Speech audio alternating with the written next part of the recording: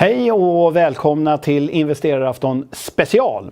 Idag ska vi presentera 4 investeringsmöjligheter listade på den australiensiska marknaden.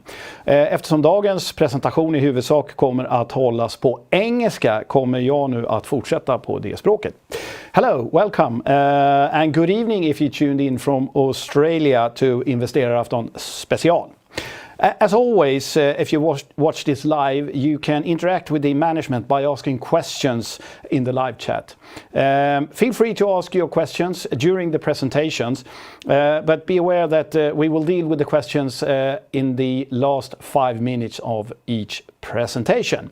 You can use either English or Swedish in the live chat. This broadcast, Investerarafton Special, is a cooperation between Investerarafton.se and the Scandinavian Alliance.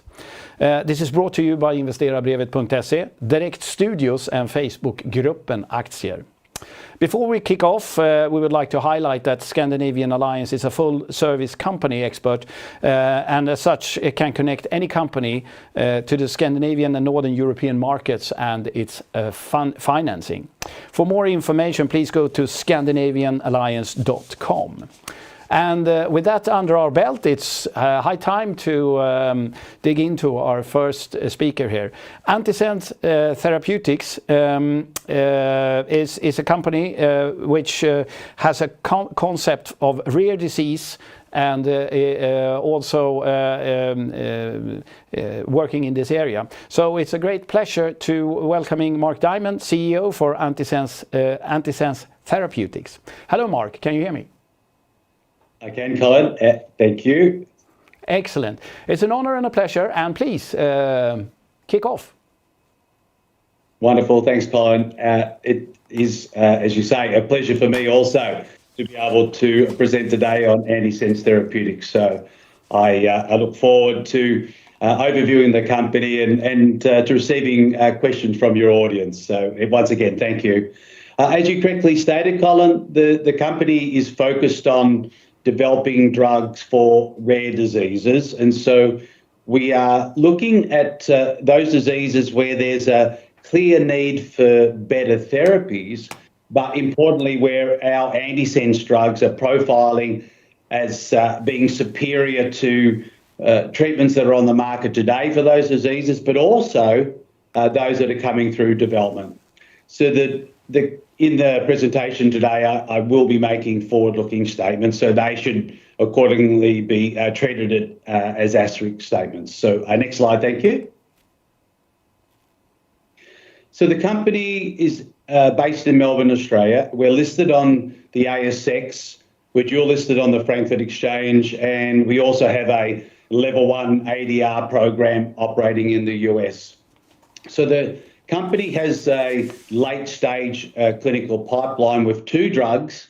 We call them AT1102 and AT1103, both of which have been through multiple successful phase 2 clinical trials. But in my presentation today, I'll focus on our drug AT1102 and its application in a rare fatal genetic disorder called Duchenne muscular dystrophy. So next slide, thanks, Colin. The compounds that we have in our pipeline, AT1102 and AT1103, as noted there on the left-hand side of this slide, are actually made available to us through our partnership with a company called Ionis Pharmaceuticals. Ionis Pharmaceuticals are the world leaders in the area of antisense drug development and commercialization. They're listed on Nasdaq, have a market capitalization today of over $6 billion. They have 3 of these antisense drugs approved with both US and European regulatory authorities, and they have a pipeline of over 30 antisense drugs in development.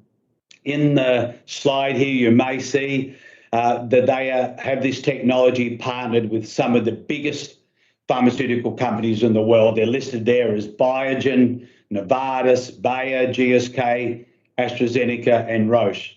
So Antisense Therapeutics are very fortunate in being in that elite company that has looked to partner with Ionis to take these antisense drugs through to the market. So we are the only company in Australia that has a strategic collaboration with Ionis Pharmaceuticals. We have worldwide exclusive licenses for all disease applications to our drugs AT1102 and AT1103. And as I mentioned earlier, my presentation today, though, will focus on our drug AT1102 for Duchenne muscular dystrophy. That's our lead indication. You'll see on the left-hand side of the slide here, we've been very successful to date in achieving orphan drug designations for AT1102 for Duchenne's in the US and in Europe. And in the US, we've also had the additional benefit of seeing a rare pediatric disease designation for the drug, which potentially can entitle Antisense Therapeutics to what's known as a pediatric review voucher in the US, which are tradable. The last pediatric review voucher that was sold on to another pharmaceutical company was traded at over $100 million US. So this is a very exciting blue sky opportunity for us if we were able to make it all the way to the market in the US. Next slide, thank you. So just a little bit on the antisense technology itself. Antisense drugs are effectively chemically modified pieces of DNA. And so they're designed, though, to be very specific in blocking proteins that are known to cause disease. And you can see in this cartoon that's illustrated here, there's an antisense oligonucleotide, ASO for short, that's binding to its complementary strand of messenger RNA. And of course, messenger RNA has become a very high profile area of clinical development or medicine with, of course, the mRNA vaccines that have been developed for COVID. But our drug works by binding to complementary messenger RNA and blocking the translation of the message into the production of this disease-causing protein. So our antisense drugs work by basically switching off or shutting down the production of these proteins that are known to be involved in disease-causing processes. So they're very specific for their target, so they're very potent, well-tolerated medicines. And as I said, we're very fortunate to be accessing our technology from the world leader in the field of antisense drug development, Ionis Pharmaceuticals. And again, we're the only company in Australia that's lucky enough to have that relationship with that $6 billion market cap gorilla in the field of antisense drug development. Next slide, thank you. So our lead program is focused on this genetic disease called Duchenne muscular dystrophy. And so Duchenne's is a genetic disorder that affects boys only, and it's caused by a faulty gene in these boys that's responsible for making a protein that's essential for normal muscle function, and this protein is called dystrophin. So boys with Duchenne's are unable to make enough muscle dystrophin. So over time, this lack of dystrophin in the muscles causes inflammation and fibrosis in the muscle tissue, and eventually to the death of the muscle tissue. Unfortunately, it is a fatal disease, and Duchenne's has the very unfortunate reputation of being the most lethal genetic disease. And all boys that have Duchenne's, unfortunately, will succumb to the disease. A long-living Duchenne's boy is lucky to reach the third decade of their life. So really the goal with treatment in Duchenne's is to slow the steady loss of muscle strength and function in these boys that eventually leads to the loss of respiratory and cardiac function. So it affects about 40,000 boys in the Northern Hemisphere. The key challenge with these boys with Duchenne's, as I said, is to slow that muscle loss and function And the way that is addressed today is by looking at reducing the inflammation that leads to the muscle damage. And today, the only way that boys with Duchenne's can be treated for that muscle inflammation is through the use of a class of therapy called corticosteroids. These are very broad-acting anti-inflammatory drugs that aren't particularly effective in slowing that muscle loss in boys, but they also come with some very serious side effects. And you can see here, noted on the left-hand side of the slide, these side effects include significant weight gain. These boys end up with osteoporosis due to reductions in their bone density. It causes both growth and mental retardation. So they are a therapy that comes with some very substantial side effects, but they are the only treatment available today for boys with Duchenne's. They were first approved 60 years ago, and in that time, there has not been a new innovation for the treatment of inflammation in these boys with Duchenne's. So that is the target of our drug, H1102. We're looking at a better way of addressing the inflammation than the way in which these boys are treated today through the use of corticosteroids. Next slide, thank you.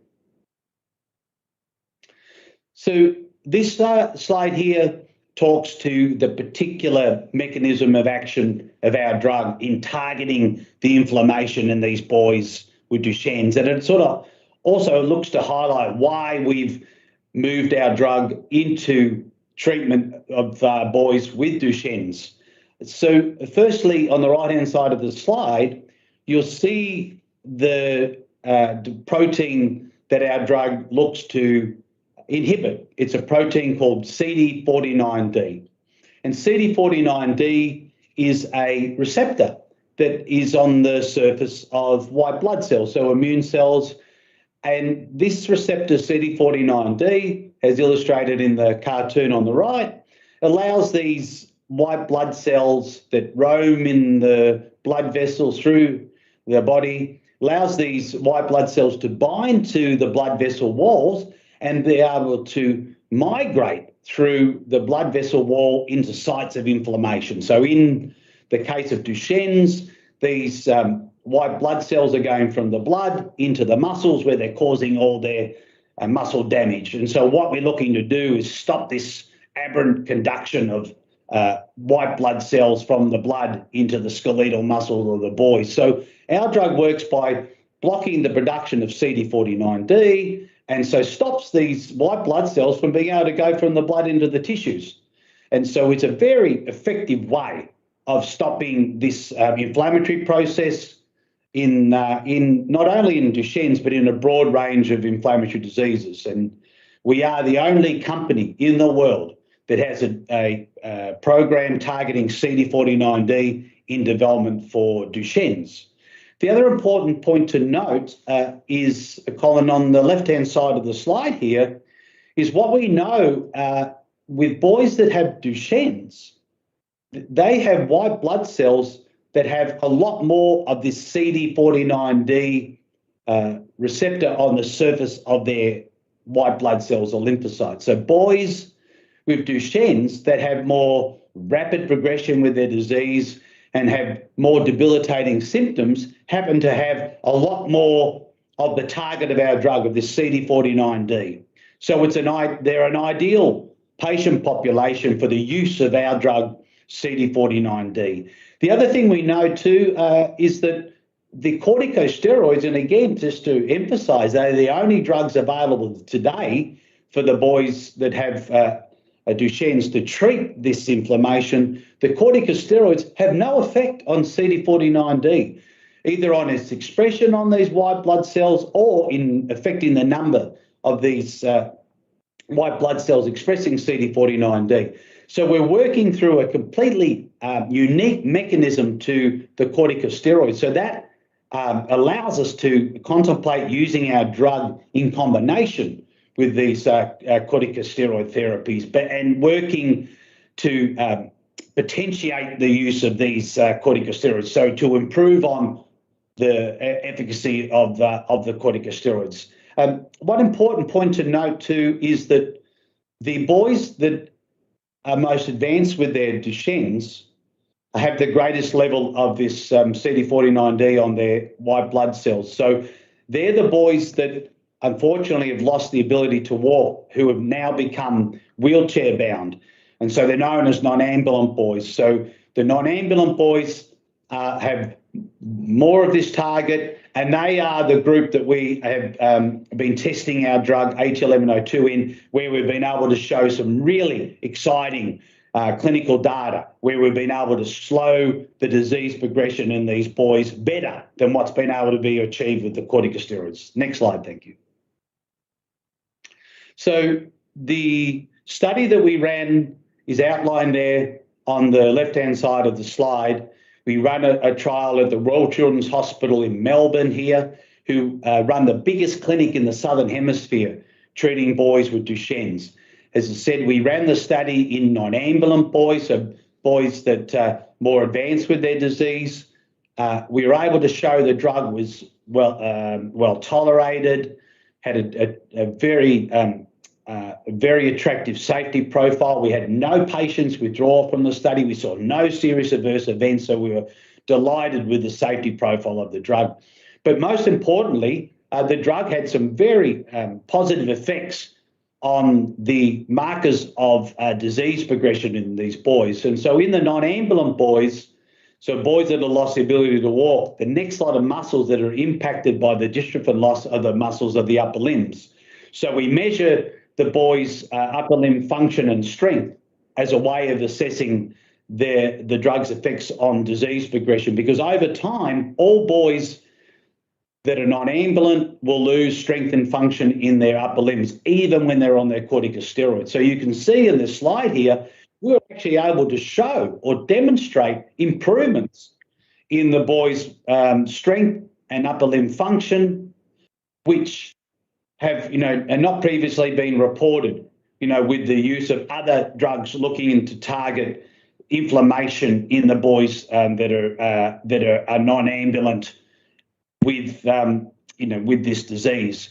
And so, we're even able to show, when we looked at the boys' muscles under MRI analyses, that we could reduce the level of fat in the muscle, because over time in these boys, the muscle tissue gets replaced by fat cells rather. And so increasing levels of fat is another marker of disease progression. So we were actually able to reduce the fat in these boys, the fat in the muscles of these boys, which has never been seen previously with the use of the corticosteroid. So you can see on the slide there a quote from one of the key opinion leaders in the field of Duchenne's. His view that how exciting this data was, because we're having an effect across multiple measures of muscle structure, the strength and function in these boys. And so that has set us up for the next phase of development of our drug, which is identified on the right-hand side of the slide here. We're looking at now of running a phase 2B clinical trial in Europe, where we're going to be studying this drug for 12 months and looking to compare our drug to a placebo arm, where these boys will be on their standard doses of corticosteroid. And we're going to be measuring the same type of endpoints that we measured in our phase 2 clinical trial, where we've already shown the drug to be very effective in slowing the disease progression. So this study that we're looking to run, we're expecting that this trial, if we're successful, could get us approval in Europe. So the second biggest pharmaceutical market in the world. So one study effectively away from being our market, our study in this major pharmaceutical territory. So presently, we've been working with the European Medicines Agency on our plans for this phase 2B study. We submitted what's known as a Pediatric Investigational Plan to the European regulatory authorities for their approval. The Pediatric Investigational Plan lists all the studies that we intend to run in boys with Duchenne's. And so just today, we announced that we had received from the European Medicines Agency, from their Pediatric Development Committee, positive feedback where they were looking to recommend our Pediatric Investigational Plan be agreed.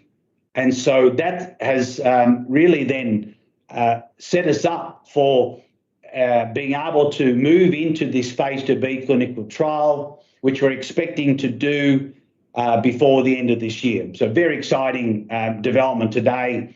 And, as I mentioned, great progress to support what is potentially a pivotal study for us. So a study that would allow us to be able to go and commercialize our drug in Europe. We've also made very significant progress with the US regulatory authorities. And so we're expecting similarly to be able to move forward in the US with a study where we could look to measure the same type of endpoints as we saw in that phase 2 clinical trial in a US study. So exciting, progress being made both in Europe and the US. Next slide, thank you.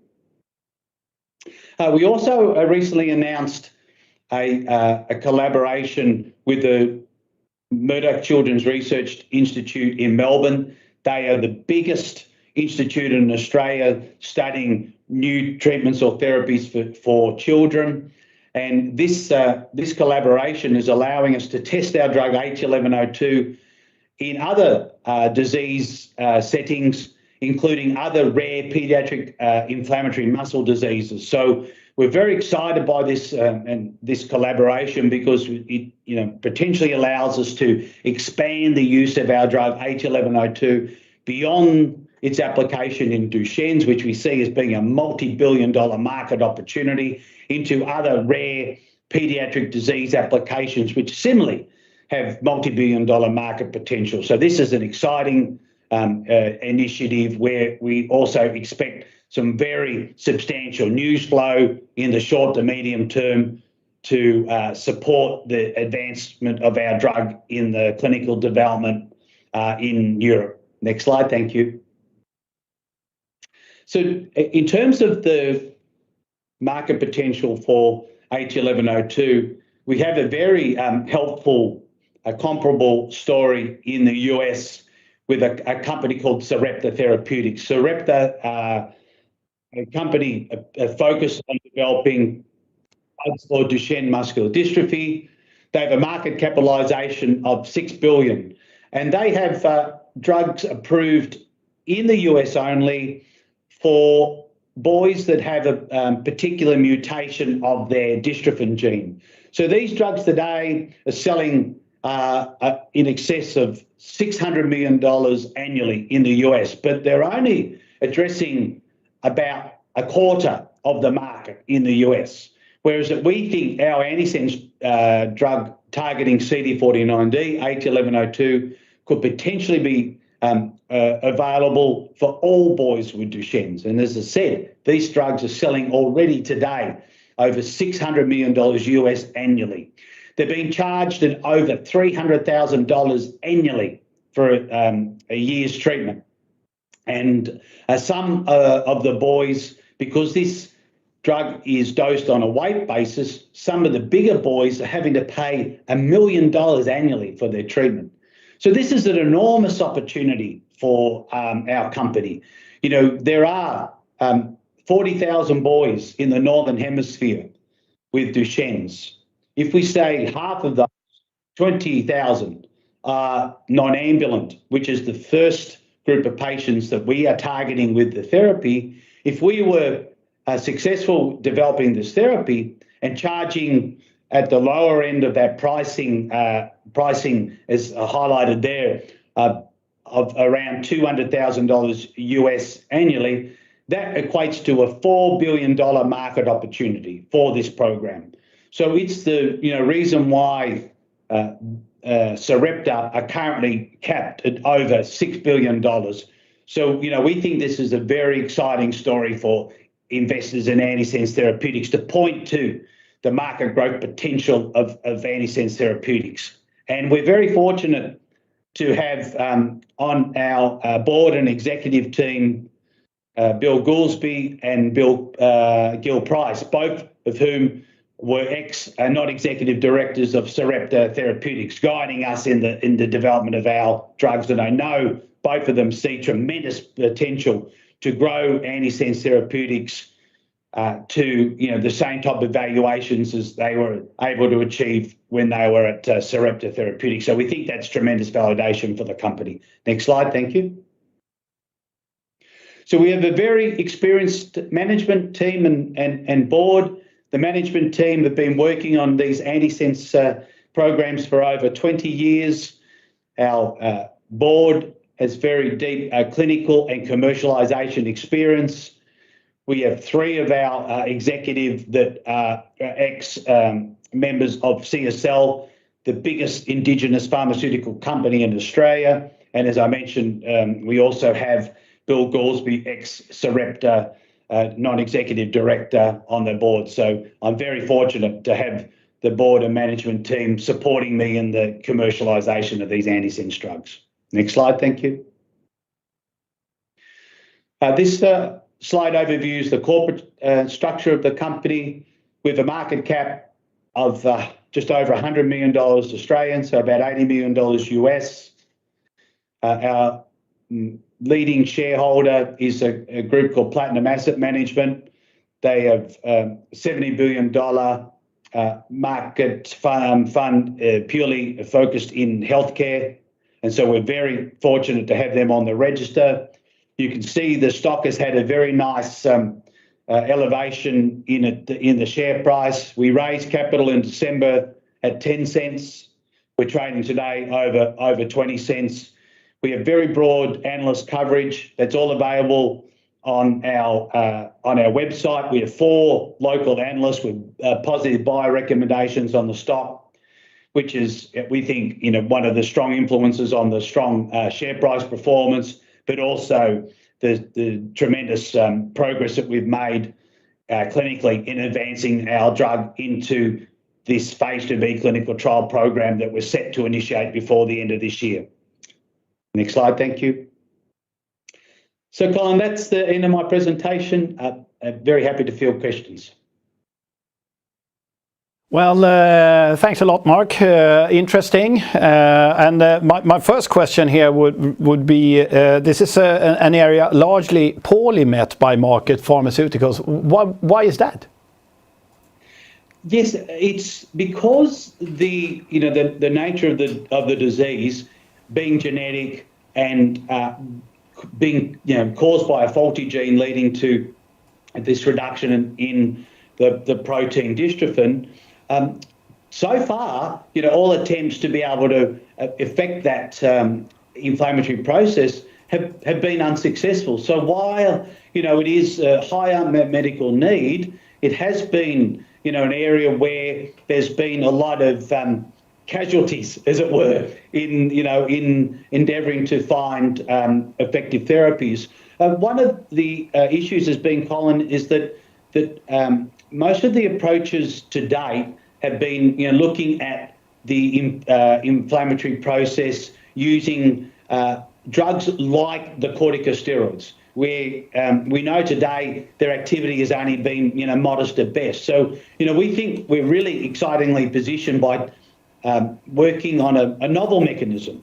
As I said, we're the only company in the world that has a drug working in the way that it's our drug works today. We've already shown our drug to be effective in treating the inflammatory process in multiple sclerosis. So we're going into an area where others have failed, but we're very confident about the ability of our drug. So basically, this is not a crowded field when it comes to competition. Exactly that, Colin. So we know that there is only one other drug that's in development presently that's enrolling non-ambulant Duchenne boys into the study. So there is. I don't know of another field where there's less competitive threat. And assuming the upcoming phase 2B clinical in Europe is successful, as you mentioned here, will you need to complete further phase 3 study for marketing approval for your therapy? No, I mean, that's the real benefit of working in this field in the rare disease area. Now, this next study that we're running, the phase 2B clinical trial, if we're successful, we should be able then to submit for marketing approval without having to conduct further phase 3 clinical trials. So, that's, as I said, we're potentially one study away from being able to commercialise the drug in Europe. So basically, if one were to summarize here, you're fairly alone in an important field where the patient need this, and you're pretty far ahead. So how do you keep your staff? Pardon? How do you keep your staff here? I mean, obviously you're searching and developing, and you're fairly alone here. So what prevents me, if I'm a Roche, to buy the company or buy your staff? Yeah, I mean, I think that that it is the case that we are on the radar of the companies that you highlighted, and so but I mean, that's unavoidable when you have the quality program that we have. But we are focused on advancing these compounds forward ourselves. We think it's an excellent opportunity for investors to back the stock. We do think that the investors that are on the register are keen to see us advance the program into this phase 2B clinical trial and onto the market. So we know that there's likely to be overtures from these companies, but we think that from the board perspective, we think there's tremendous amount of value to be had if we take these programs as far forward as we can ourselves. Excellent. Just to summarize there, so basically the further you go with your clinical trials and the closer you get to the commercialization, the higher the value, obviously, because there will be one solution to this obviously lethal problem. Well, thanks a lot, Mark. Very interesting, fairly complicated, and that's because that's probably the reason why you're alone in the field there. And if anyone has any further questions, they will be feeling free to contact you accordingly to the address that you showed here on the last slide. Yeah, absolutely, Colin. Would be very happy to field any follow-up questions. And yeah, thank you again for the time today to update on Antisense. Excellent. Thank you so much. And we will be back shortly. We'll take a short break while we connect to our next speaker. Thank you.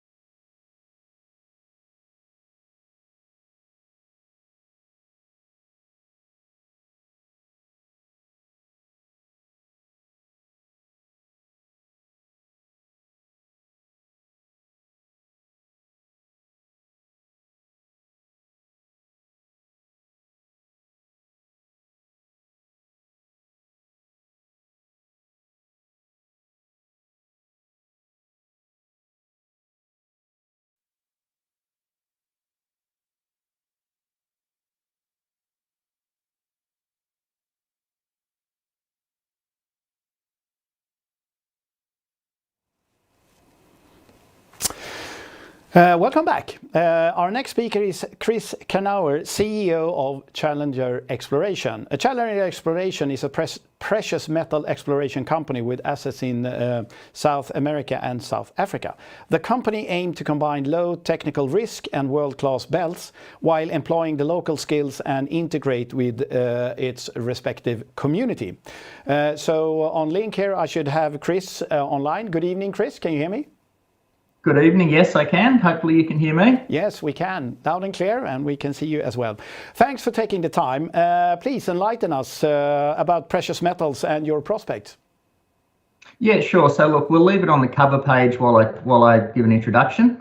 What you're seeing there is our Hualilan project in Argentina. In terms of logistics, what you can't see just off to the left of the page is a double-lane sealed highway, which is about an hour-and-a-half drive out of San Juan City, where there's multiple contract mining, contract drilling, geophysical companies. There is a bore water field about 5 kilometres away, which we'll use. There's also natural springs that we could use a couple of kilometres away, but we'll use the saline bore water. About 1,000 metres above sea level, you can work all year round, and the Argentinian government has been kind enough to build a power line about 2 kilometres out of shot as well, which is 100% hydro and solar power. Although having said that, we'll probably use solar power here. San Juan is one of the few places in the world where you get better than 100% generative capacity for solar. I'll get you to run through to the next slide and then the slide after. Yep, and next one. Thank you. So Challenger Exploration, 2 projects, Hualilan in Argentina, very much the lead. I'll quickly touch base on Ecuador. The El Guabo project, we sit about 5 kilometres on trend from a 17 million ounce ore body, and we think we got the other half of that ore body. We re-assayed a couple of holes drilled by local Ecuadorians, got 134 metres at a gram. The market doesn't look at that project. It doesn't give us any value for it. We've just got 2 drill rigs to site, 20,000 metre program where we're drilling what I think is some pretty exciting targets. So what that means is there's potential for a very nice near-term surprise and re-rate. Hualilan, the lead project in San Juan, Argentina, historical resource of about 500,000 ounces at 10 grams gold. Certainly not the sort of 13 grams gold that was historically quoted, but open in all directions, and it's got a lot bigger than that. We've recently discovered a big intrusion hosted system underlying that, and we've got 9 rigs on site at the moment, so we're not going to die wondering, and we're getting better results as we understand the system. You can see there in orange, that's some of the results from the last 8 weeks, and really they're fairly typical of the project. We've got 80 square kilometres, 20 kilometres of prospective structure and stratigraphy we call the Greater Hualilan Trend. And everything I talk about has come from about 2.5 kilometres of that trend. So abundant exploration potential. Really great metallurgy, which helps for a project like this. Low capex, low opex, and cash at bank as of 2 days ago, which is unchanged, $36 million. So we're fully funded for the foreseeable future. What you'll see is another 120,000 metres of drilling in Argentina, 20,000 metres in Ecuador. That'll get finished in the next 8 months. So in the next 8 months, we'll do more drilling than we've done in the previous 2 years. And at the end of that, we still have more than 10 in the bank. So, really well placed. No cap raise coming soon. Next slide, thank you. Look, I won't talk too much about the board and management team's experience. Suffice to say that myself, my chairman, founded a company that went from a $3 million market cap to over $1 billion takeover. My CFO, he founded a copper company in Brazil, Banco Resources, that they took from basically a startup to a $500 million takeover. So, we all have been along the journey. We know, what is required.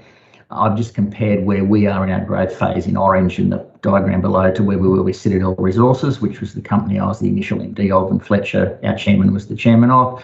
And the next 2 years is a really exciting time to be a Challenger shareholder. You'll see a resource drill out, results that come from 9 rigs going in Argentina, 2 in Ecuador. You'll see a first resource, an upgraded resource, probably a third upgrade. You'll see a pre-fees.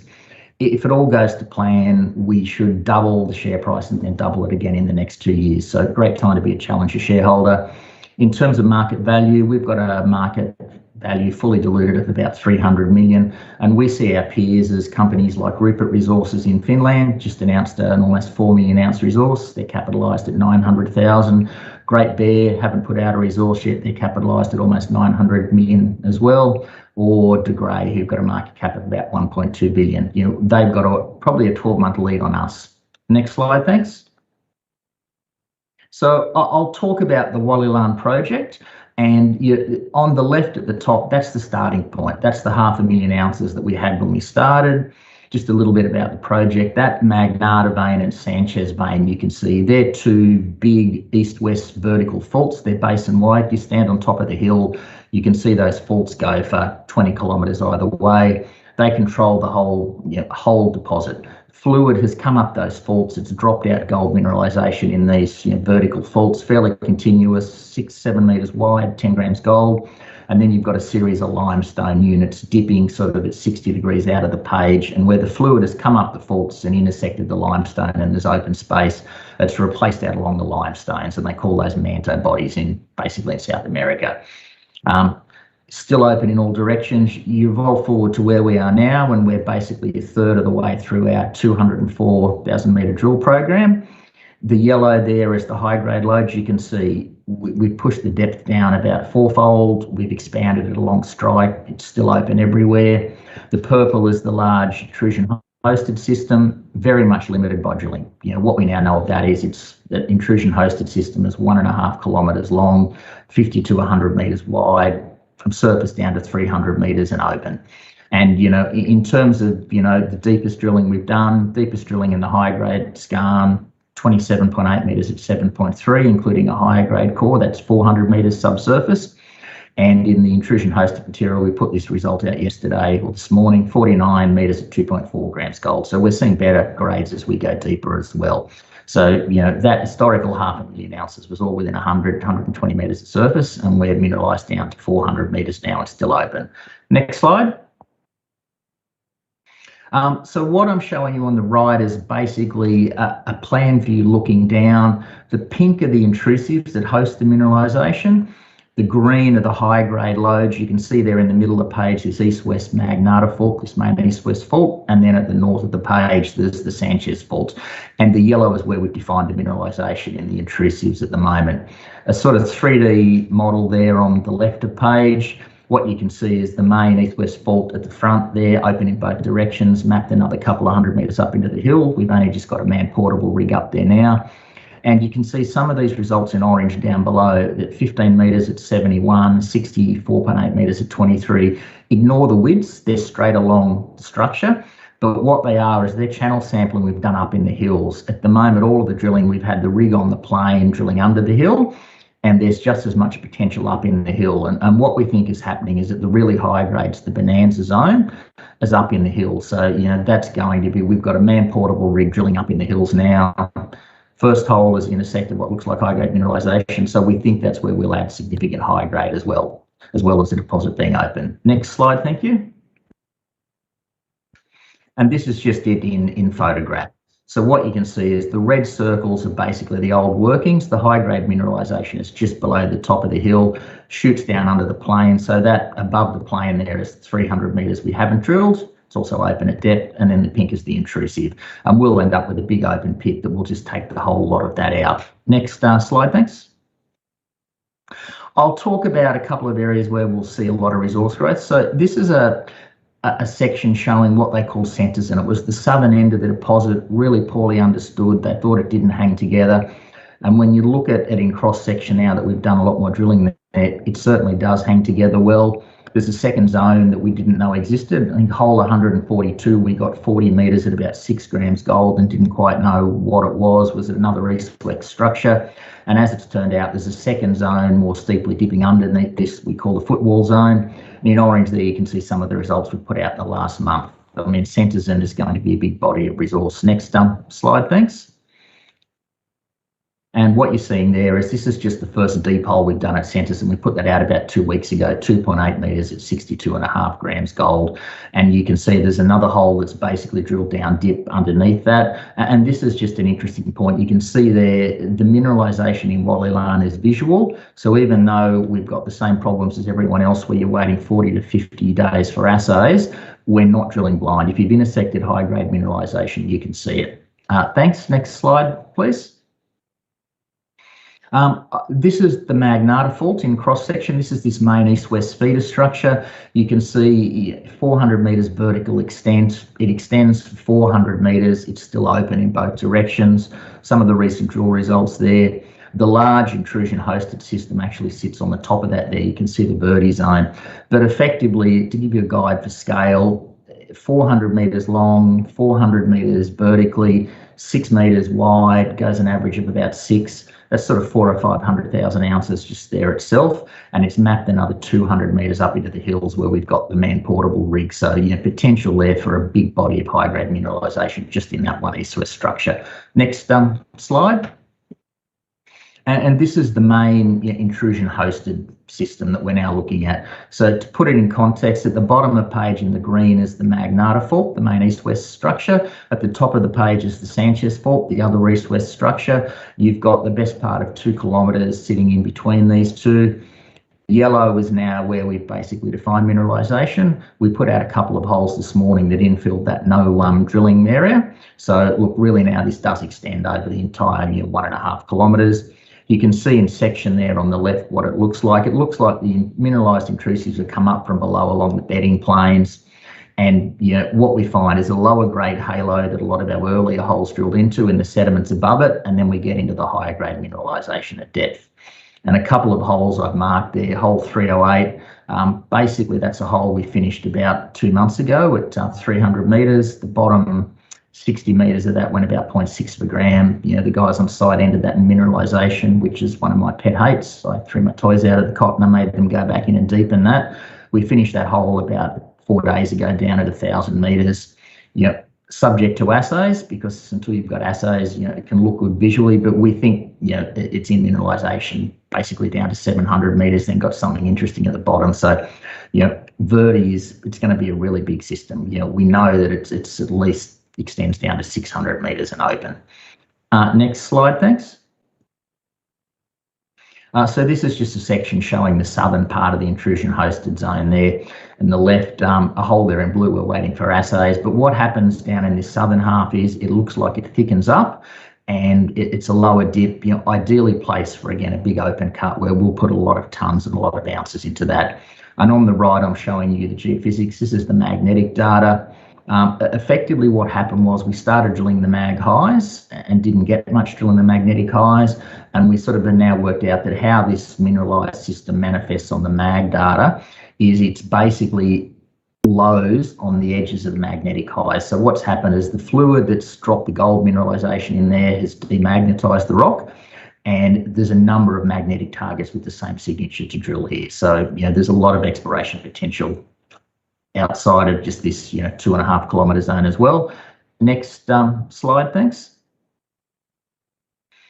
And look, on the left, I'll quickly touch on the metallurgical work we've done. We're actually starting a bigger MET program now. This work was just done to show that we had a simple process route to get into production, and we certainly do. I mean, the MET is, it's really as good as you could get. Recoveries of, better than 90 up to 95% at a fairly coarse grind. Excuse me, the dog downstairs is just going mad. Recovery of 95% of the gold, most of the silver and the zinc in the high grade into a really clean high grade concentrate, virtually no arsenic, less than 30 ppm arsenic, which in the context of the new Chinese concentrate laws makes that a really valuable concentrate. We'll probably get paid better than 90%. And the low grade intrusion hosted mineralisation, fairly similar, a small sort of regrind and better than 90% recoveries as well into a high grade, low deleterious element concentrate as well. On the right, I'm showing you the bigger picture. This is the magnetic data again, stepping back. And what I'm showing you here is basically we've extracted the angle of the magnetic data. The North Pole moves around over time. So this is, if you like, a bit of an age map, but it brings out the big circular intrusive feature that we think controls this. So that's the intrusive feature in red. Wrapping around the edges there are the two areas of the known mineralization. The model is that basically all around this big 4 kilometre diameter circular feature, you've got mineralization. Down on the southern part, there's one old hole that got 3 meters at 1.5 grams at the top of the intrusives. The old model was it was a skarn. You drilled through the limestone, you got into the intrusive, you stopped, you didn't bother to assay it was the bottom of the system. So you've got basically, potentially what we've got in this 2.5 kilometres, a bit more of that wrapping all around the other side of the deposit as well. I'll go to the next slide. And then stepping back out, this is the same magnetic data basically showing our main EL. And what you can see is we don't just have one big intrusive complex. We've got another 4 or 5 intrusive complexes, all the same age. 2 of these outcrop, number 5 and number 4, and same rocks, same system, intrusives intruding dirty limestones and sediments. And then on the right, I'm showing you basically some of the core we've got recently. That hole 336 on the left, the one that's got the blue and the red, that was that hole that went 49 meters at 2.5 grams this morning. So what we're seeing here is it's got more garnet than pyroxene. It's a higher temperature assemblage as we drill sort of deeper and further out to the left. So what we're actually thinking is that this number 4 anomaly is possibly the source. So, certainly a lot of exploration potential here. Next slide, thanks. And this just puts it into context. So on the left, I've got De Grey Mining's Hemi deposit, 7 million ounces, probably going to get a lot bigger than that. Market value, 1.3 billion. On the right, you've got Wallilan to scale. We've done some channel sampling right down on the south there, where in some of the old adits recently, we've got, 5 and 10 grams at 10 and 15, or 5 and 10 meters at 10 and 15 grams of material. So we've got high grade mineralization over the same 3 kilometers north-south of De Grey. We've got the similar footprint to the intrusive. So with luck, we certainly have the room and the scale here to end up with a very, very significant deposit. And they're $1.3 billion market cap, where Challenger is a $300 million market cap, to give you an idea of the upside. Next slide, thanks. And look, what I'm showing you here is part of a wrap up. This is actually our Guabo Concession, where we're drilling now in Ecuador. And what it shows there is a gold in soil anomaly map. The 17 million ounce Cangricos project sits just about where the Challenger exploration logo is. And what you can see here is the Ecuadorians drilled a series of drill holes, got some pretty nice results, 106 meters at 0.5 gram. You've got 146 at 1.5 grams. Basically, they've drilled all around the edges of these big gold in soil anomalies and never once drilled in the middle. We can understand that. If you look at, their 200-person camp is about where A is, and their treatment plant is about where B is. So we're about to put some holes in the middle of those soil anomalies, and it's got exactly the same signature at surface, same rocks as Cangricos to the north there, which is 17 million ounces. Next slide, thanks. So look, Challenger, what's the long-term strategy? In the short term, you're going to have the news that comes from 9 rigs in Argentina, 2 rigs in Ecuador, hopefully discovery in Ecuador. Argentina's definitely discovery and going to be a large one. You'll get a resource upgrade, and then you'll get a pre-feas all in the next 12 to 18 months. In terms of the big picture, we have brokers say, why don't you split the company up? The 2 assets actually work really well together. Wallilan actually lends itself to a scale up, starting with 1 million tonne per annum of high grade skarn, and then expanding to 7 or 8 million tonnes per annum of the lower grade material. So we can get into production for probably less than 100 million capex and then expand out of cash flow.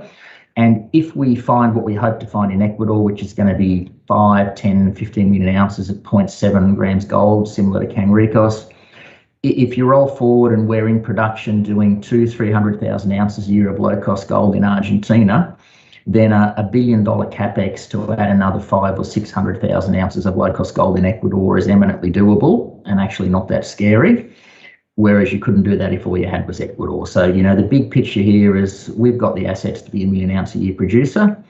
Having said that, I'm a 10% shareholder. I got my shares by paying cash. My chairman wrote a check for $1 million in not our last placement, but the one before. Our COO's also got 10%. I invested a couple of $1 million privately here. So we're shareholders first. You're not dealing with someone who's trying to protect a $500,000 or $1 million a year salary and has no skin in the game. If there's an event that full value for shareholders, us as a management team certainly aren't going to stand in front of that. We're aligned with shareholders. So look, thanks very much. I'll wrap up and I'm happy to take a few questions. It's extremely interesting. I will start with one question here, and that is, so when can we expect, delivery production, as it were? Look, anyone who tells you from where we are that can get into production in a couple of years is not telling you the truth. One of the big mistakes I see far too often is companies trying to bootstrap on a small scale, and I've had many people tell me here, with us, look, this is going to end up as a 4, 5, 6 million ounce deposit. So if I was to start a pre-feas based on the couple of million ounces I think we've got now, as we're a third of the way through the drill program, the reality is by the time I get through that, it's redundant because I've got double or triple the size operation. So it's really a 4 or 5 year journey from here to get into production, and that's just how long they take. And another question, more or less regarding the gold price. What is driving the gold price? Is there any particular market, any particular consumption, or how should we look at it?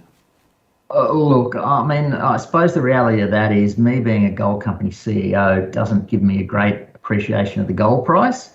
And the day that I'm sitting there worrying about is the gold price going up or down is the day that as a Challenger shareholder, you've got a massive problem, because what it means is that I don't have a project that's going to fly economically irrespective of the gold price. So, look, rather than espouse the million conspiracy theories I get emailed by shareholders every day, to me, the gold price is what the gold price is. If you've got an asset that'll be an ultra low cost producer, doesn't matter what the gold price is. I mean, the bottom line here is that there is more demand for gold than there is assets. That's the way to look at it. Oh no, look, I agree. I mean, I think they've got it wrong. I think inflation's coming, and historically that's good for the gold price. But again, I've got to deliver irrespective of the gold price. Right. And then the question that we always have in this time of the pandemic, how has COVID affected you and production? Look, where it's affected us is that I haven't been to site for a year and a half. My exploration manager hasn't been to site. Having said that, if you've got high-speed broadband, you've got GIS teams that upload core photos. It's amazing what you can see from core photos. Our model's different in that we're part of the community. In Argentina, we've got about 20 local geologists who are well trained. Same thing in Ecuador. So we've been happily drilling, with those rigs. We run the drillers in 3 bubbles, so that if we get COVID in one, then we don't have to rotate the crew out. But really, apart from me not being there, and now I'm working out I don't need to spend 2/3 of my life there, it's actually all going really smoothly. Oh, that's good to hear. The one thing we have done is we actually had all of our staff in both countries vaccinated. We paid for that, and we do rapid COVID tests as they come into the bubble and then before they leave. So. Yeah. Well, that's good to hear, and that leads me to the next question here. I mean, you touched upon it lightly, but I'd like to get more granular on that. And you hire locally, and obviously you are a local employer, as it were. So, what's your ESG strategy and plan here? Yeah, look, I mean, we're really proud of what we've done. So, for example, in Ecuador, we've helped the local women's society set up 2 businesses doing catering and laundry. We've done a similar thing in Argentina. We basically donated a truck we decked out with medical gear in Argentina to the government, who used that for basically medical tests for disadvantaged children. We, when we go into production in Argentina, we haven't made a big song and dance about it, but we'll use 100% solar power, so we'll probably have a zero carbon footprint mine. But I think for us, we'll get a resource and a scoping study out first. In Ecuador, we also donated, 4 beds to the local hospital. We've spent the best part of $600,000 putting in a water treatment plant to treat the mine waste effluent. There was some old artisanal workings there, and it's gone from, dropping water that, basically is a pH 2 and high arsenic content to drinkable water back into the river. So, we've got the reputation in both countries as that, team that's done it well.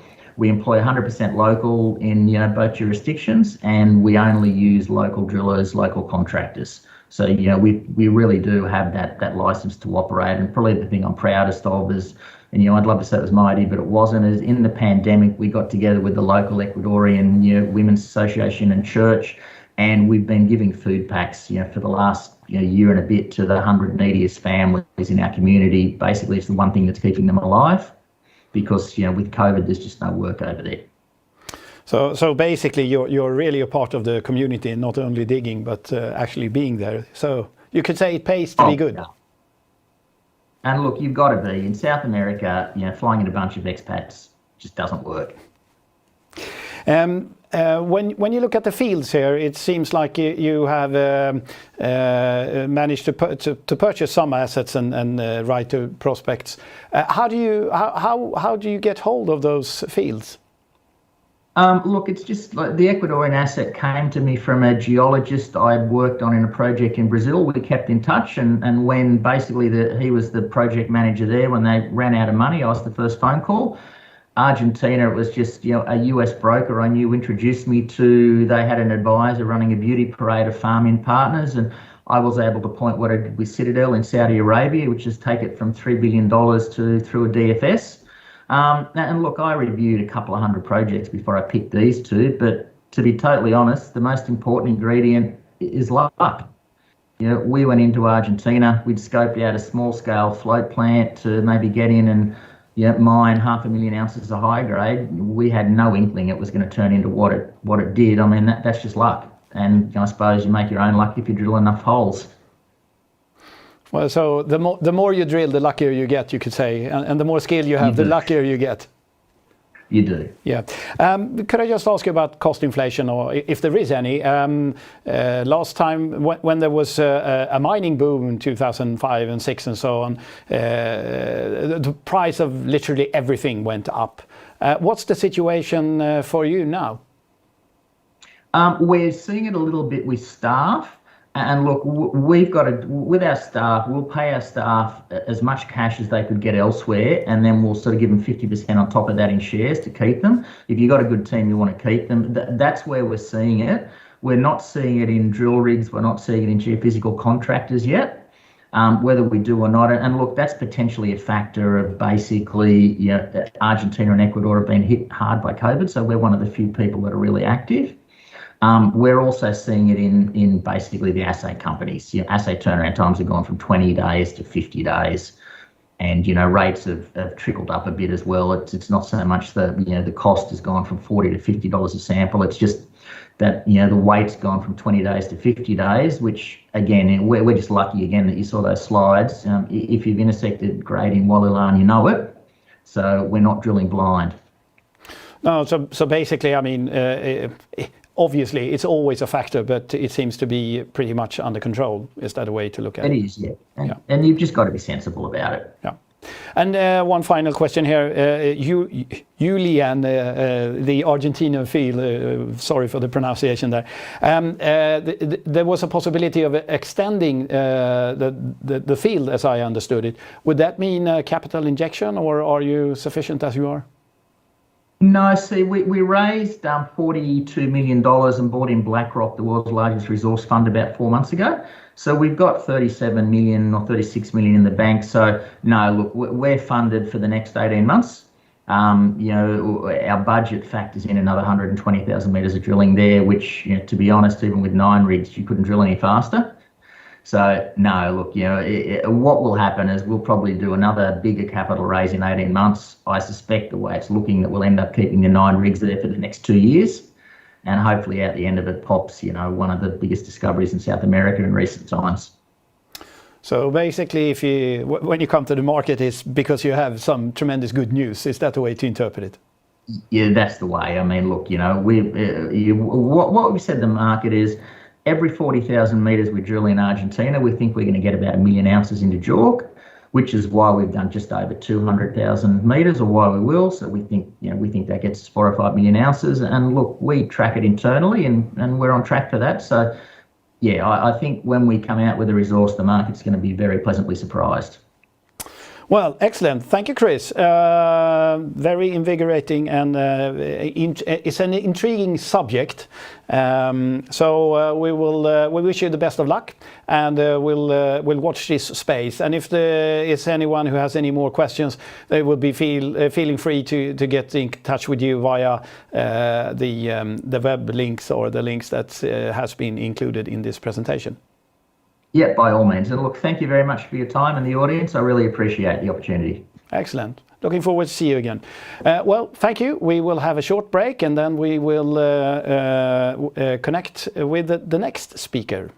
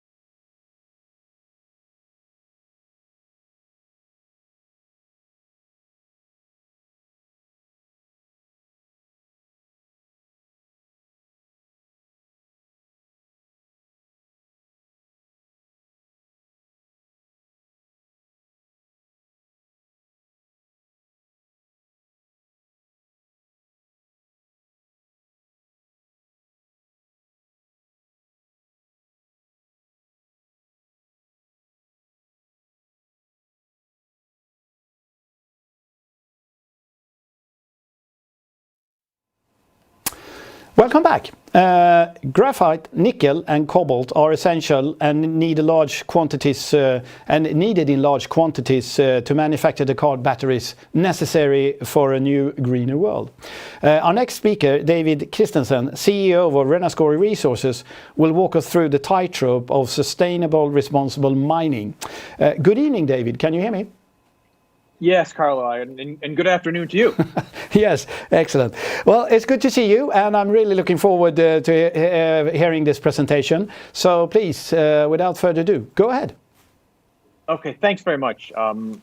So Nascor Resources is an Australian exploration and development company now operating in the clean energy space after we discovered one of the world's largest graphite resources here in the state of South Australia.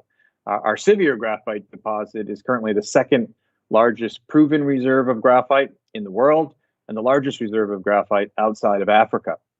For the last nearly 6 years now, we've been developing not just the resource at Sevier, but environmentally friendly advanced technology that will allow us to refine graphite we'll be mining at Sevier into a purified spherical graphite form that can be used directly in the manufacture of lithium-ion battery anodes.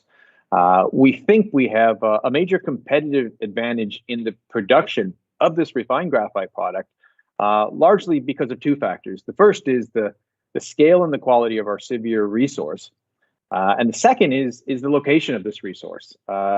Most of the other large undeveloped graphite resources are in China or in East Africa. Our resource is in a modern industrial jurisdiction here in Australia, and it's going to allow us to do not only a mining operation, but to produce an advanced manufactured refined graphite product, an ethically sourced 100% Australian product that can be sold at globally competitive prices. And perhaps most importantly, we think we have an opportunity to become the lowest cost producer of what's going to become a very in-demand product outside of China.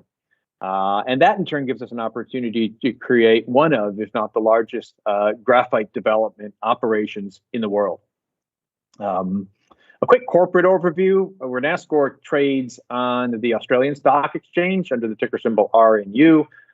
We also have a listing on the Frankfurt Exchange. Our shareholding is made up largely of Australian high net worth individuals and retail shareholders. We completed our first institutional placement earlier this year. We have a few institutions on our registry, all of whom have under 5%, so they don't publicly disclose. You can see our share price performance over the last 12 months, where it was relatively stagnant. And then we got a major re-rate a few months ago. And that coincided with three major non-binding offtake agreements for the product we'll be producing. We then did our capital raise. The share price traced back a bit, but it's bounced back recently. And this has coincided, not surprisingly, with some other public announcements.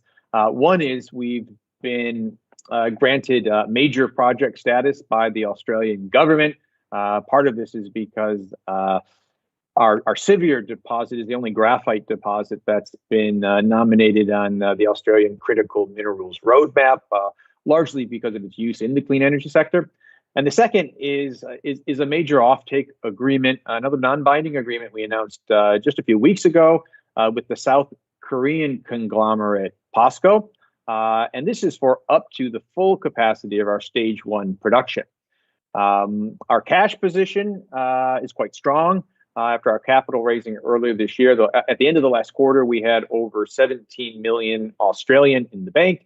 And what that does is that gives us enough cash to take us through to our final investment decision on this project.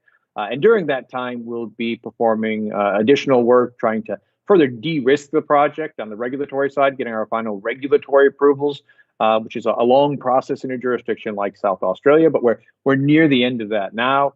We'll also be completing the technical work, the final feasibility studies, and then we, again, will look to offtake to try to transition that non-binding agreement into binding.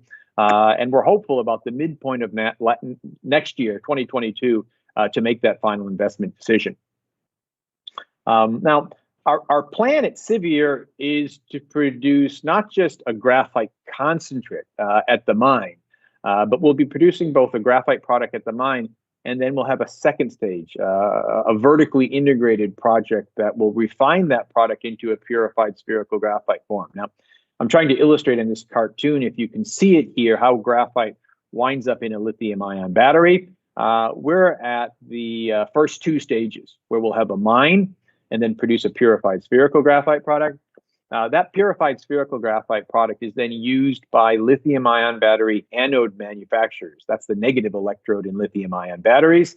Anode manufacturers then coat that, they put it on foil, and then they sell that to lithium-ion battery makers, companies like LG Chem and Panasonic, and they in turn provide that to electric vehicle makers. So the primary product we're producing is purified spherical graphite, a special form of graphite, and our customer is an anode manufacturer. Now, a few words on the graphite market. Graphite, like some of the other minerals that Carlo mentioned, nickel and lithium and cobalt, are really changing in demand, largely because of the shift towards electric vehicles, which in turn is giving rise to more demand for lithium-ion batteries. And we try to illustrate this on the chart on the left, where you can see lithium-ion battery demand. And I guess one of the important points is where we're at the beginning of what's potentially a paradigm-shifting event, hence all the interest on the investor side, on the electric vehicle manufacturer side, and lithium-ion batteries side, in where we're going to get the minerals to feed the lithium-ion batteries. Now, we're focused on the anode. The anode manufacturer is our customer. The chart on the left illustrates the percentage of minerals that goes in lithium-ion batteries. Now, by weight, graphite accounts for nearly 50% of all the minerals that go into a lithium-ion battery. A lot of the, I think, interest is on the cathode side, where there's a combination of lithium and cobalt and nickel and different chemical configurations. Now, we're on the opposite side. We're on the negative part, the anode. Now, on the anode, you need graphite. There's two forms of graphite. There's a synthetic, there's a natural. They compete, and most anode manufacturers use both. And what's clear is you're going to need a significant amount of graphite to feed some of this demand we're seeing for anodes. So for all the lithium-ion battery gigafactories that are popping up to feed all the increased demand for electric vehicles, you need more anodes. Now, we'll be producing purified spherical graphite. This is the chief raw material that's used by our customer. And we show on the chart here on the left the demand curve, the projected demand curve for purified spherical graphite. To get enough graphite to meet the anode demand, Benchmark Minerals Intelligence, the price reporting service, is estimating compounded annual growth rates of nearly 30%. At this rate, by the end of the decade, you would need over 90 projects of our size to meet the demand. Now, the chart on the right illustrates where graphite sits as a mineral. Graphite, unlike lithium and some of the other so-called battery minerals, isn't a pure play battery mineral. Instead, graphite concentrates, the kind we'd be producing at the mine site, are largely used in industrial applications. And as you can see from the pie chart, it's only by the end of the decade that graphite becomes a battery mineral. Now, our plan is to use graphite concentrates at the mine site as raw material. It's our raw material to produce purified spherical graphite. So what this does is it gives us direct exposure to lithium-ion battery demand growth. And perhaps most importantly, it gives us a customer base that's made up of large anode manufacturers, the kind of companies like POSCO that are billion-dollar companies that have the kinds of balance sheets that are going to allow us to get debt financing for the large construction capital we'll need to get started, provided we can do that on a cost-effective basis. Now, before we go on to the project itself, a few words on the supply. So where's the supply coming from? Well, it's difficult not to read a newspaper and hear about where electric vehicles are going to be built, some of the public policy changes. and the growth rate of some of the gigafactories that are being planned all throughout Europe and the United States. For now, the gigafactories are really concentrated in Northeast Asia. Now, gigafactories for us is one step removed from our customer. Our customer is a customer of the gigafactories, an anode manufacturer. Now, the anode manufacturers are concentrated exclusively in Northeast Asia. There will be future demand coming out of Europe, out of the United States, but the market now is firmly entrenched in Northeast Asia. And out of the top 50 anode manufacturers globally, none of them have even yet announced plans to move outside of Northeast Asia. Now, what this means for us is we want to get our project started soon. We want to be in final investment decision next year. We want to be constructing our purified spherical graphite operation and be operational by the end of 2023. And that means we're looking at the current market. And the current market is Northeast Asia. And we expect, much like Panasonic has moved to Nevada and Poland, and LG Chem has moved to Poland, Panasonic to Nevada. We expect some of the anode manufacturers to eventually move into Europe and the United States. But for now, they're in Northeast Asia. And that means that's where our customer base is. Now, one particular issue that's unique to the refined graphite product, what we're supplying, is China has a monopoly on the production of purified spherical graphite. China produces 100% of the purified spherical graphite. And in fact, the demand for this product is growing so much. China is about 2/3 of the world's graphite concentrate at the mine site, is actually importing graphite from Africa and from South America now to feed that growing demand. So our strategy is firmly placed on becoming the go-to provider of purified spherical graphite outside of China. And we believe we can do that because we believe we're going to be the lowest cost producer. How are we going to do that? Well, we do it again because of the quality and the location of our project. So on the map here, we illustrate our location. We're in the state of South Australia. The mine site itself will be located at a coastal location, not in the outback of Australia, but a coastal location, about 12 kilometers away from a sealed highway. There we'll be producing a graphite concentrate. We'll then truck that material to the container carrying port in South Australia, Port Adelaide, and we'll stop along the way to upgrade it into a purified spherical graphite form. Now, one of the key advantages we have is our location. Some of the competing projects that are looking to produce this purified spherical graphite, again, are in either China or in East Africa. And these operations are looking to take that material, for instance, from East Africa, ship it either to the United States or in Europe, and then upgrade it before shipping it on to Northeast Asia to be refined. We have a major advantage because we don't have to do that. We're in a modern industrial jurisdiction where we can produce an ethically sourced material without having to remove it to a different jurisdiction. And that in and of itself is one of the key advantages of our project. Now, the other one is really related to the resource itself. As I mentioned, the resource has grown quite large, the second largest proven reserve in the world and the largest reserve outside of Africa. But in addition to being very large, it has a relatively unique flat-lying orientation. And I try to illustrate this in the image you see here in cross-section. So if you look at the bottom of this slide, you'll see in the red a very thick intersection. If you can imagine, this is a cross-section of the ore body. Our ore body is shown in red, and it's relatively flat and near the surface, and it contains thick intersections of graphite. Now, graphite geologically tends to be situated vertically or subvertically and consists of a series of lenses. And I try to illustrate this on this image here where I've overlain 3 other graphite deposits in the 2 shades of blue and green. Now, our deposit is flat in its near surface. And what that means is it can be extracted at a low cost. Graphite as a commodity is abundant in the Earth's surface. It always has been.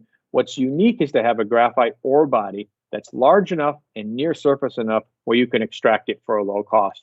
And this is what makes our graphite ore body unique. So because of that, our mining cost is very low. We completed a definitive feasibility study in 2019, and it showed our estimated cost of production for producing graphite concentrate. Again, this is what we'll be producing at the mine, is amongst the lowest cost of any graphite development globally. It's probably difficult to see the other deposits there, but they tend to be in places like China or Mozambique or Tanzania. We're in Australia. And what that means is we don't have to ship it to a safe jurisdiction, to a modern jurisdiction, to refine it and create a high value product. So for us, this low cost graphite concentrate becomes our feedstock for our downstream operation. Now, we'll be refining that into a purified spherical graphite form. We completed a study in July of last year, and it estimated our cost of production for producing that refined product on a gross basis to be just under $2,000 US per ton. And that puts us competitive with the median costs in China. But maybe more importantly, it gives us an advantage over anybody outside of China.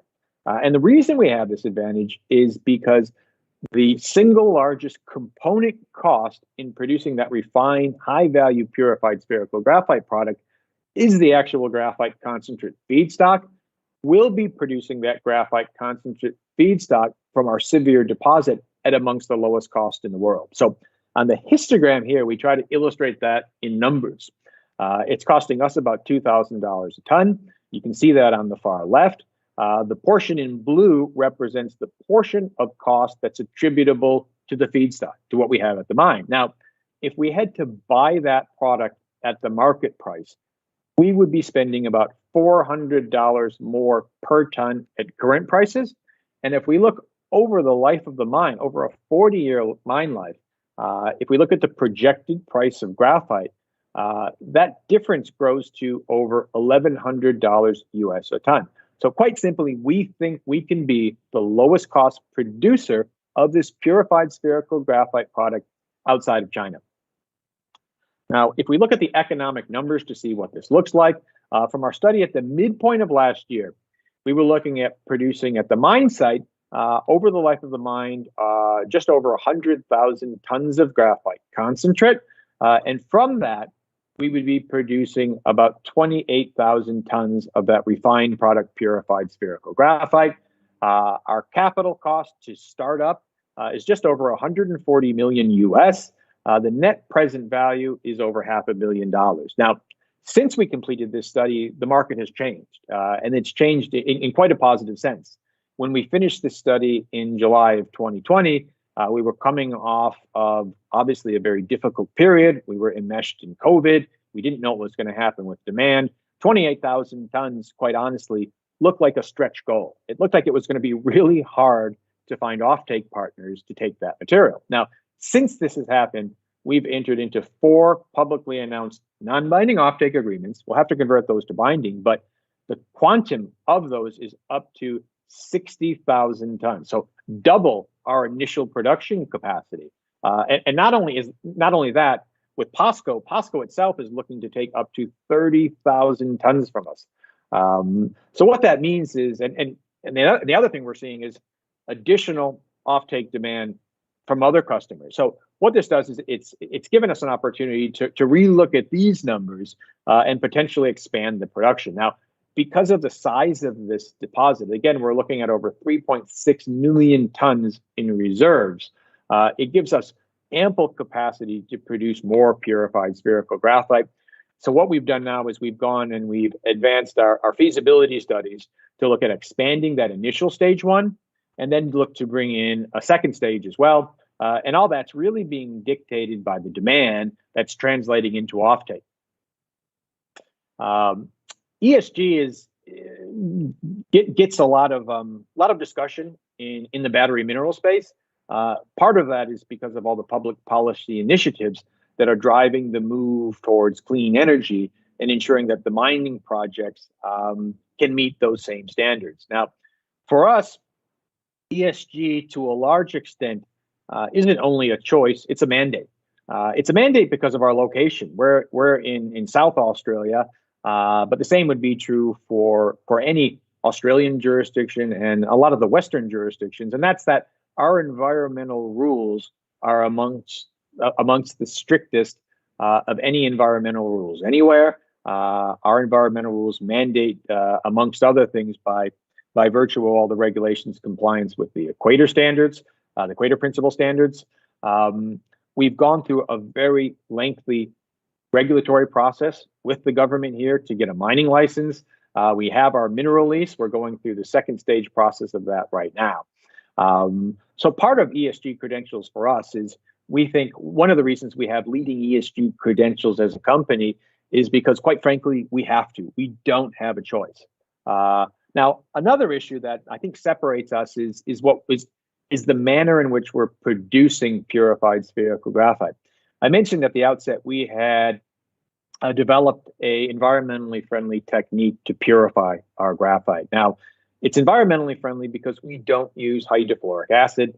The Chinese operations, and again, China produces 100% of the purified spherical graphite that go into lithium-ion battery anodes, generally use hydrofluoric acid. Hydrofluoric acid is one of the more potentially harmful ways to purify.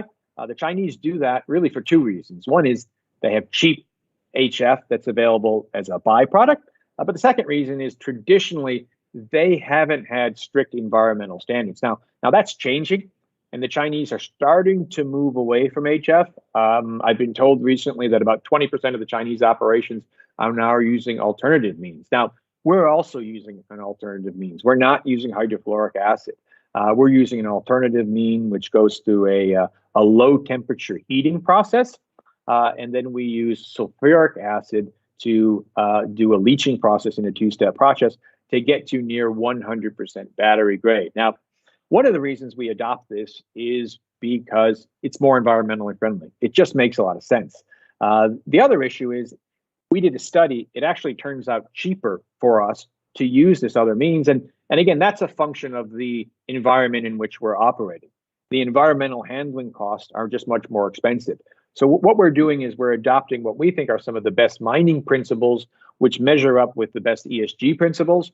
Another important aspect from our operation that I think sets us apart and is going to give us some of the leading ESG credentials is the use of local resources. We're optimizing the use of local resources. We're mining the product here in South Australia. We're upgrading it, refining it, taking it to port, and shipping it to customer. We're not moving our material across the ocean to other locations to upgrade and then moving it again to other locations where it's going to be an intermediate, is then going to send it somewhere else. We're moving it a very short distance. And by doing this, this means a very low carbon footprint. So all told, we think as ESG is becoming more important from an investor standpoint, we have leading ESG credentials. This is becoming more important for our customer base, in particular the use of a purification technology that doesn't use hydrofluoric acid. When we get to the debt portion of our operation at final investment decision, we think some of these leading ESG credentials are also going to potentially put us in a place where we can get some favorable financing. In particular, in Australia, we've gotten in-principle financial support from our Clean Energy Finance Corporation. This is a government entity that provides equity and debt financing, and that's largely because of our commitment to ESG. Now, our offtake strategy is quite critical to understanding what we're trying to do. Graphite has traditionally traded in a very opaque market. It's not like gold or copper where there is a recognized exchange. Instead, you sell graphite by directly negotiating with end users or traders. Now, our strategy is to go directly to the largest and the best anode manufacturers in the world. And again, we're centered on Northeast Asia because that's where the anode manufacturers currently are. 3 countries, South Korea, China, and Japan, represent 100% of this market. The largest purchaser of natural flake purified spherical graphite outside of China is POSCO. And POSCO is a large company that is one of the largest steel makers in the world. They're also one of the largest anode makers and cathode makers as well. They're, in addition to being large in South Korea, They're Australia's single largest private export partner. And we reached an agreement earlier this year where POSCO will purchase up to 30,000 tons of material. It's a non-binding agreement. We're currently discussing offtake terms to try to make that binding. POSCO's also indicated, and this has been publicly announced, the intention to do a due diligence and potentially make an equity investment in Renascor. So we're going through that process now with POSCO, but POSCO alone with 30,000 tons would meet our stage 1 capacity. We have 3 additional offtake agreements. 2 are with Chinese anode makers. And again, it's very difficult to avoid the Chinese market because the Chinese account for 85% of all anode production, and they account for 90% of anode growth. Ningguang is a sister company of the largest cathode producer in China. Zito is the other company in China. They're an anode company. They're a top 10 anode producer globally with designs to become a top 5. And we also announced earlier this year an agreement with the Japanese trading company Hanwha Corporation. And this provides us access to the second largest market for anodes globally, and that's Japan, and the largest market outside of China. These 3 agreements are each for 10,000 tons.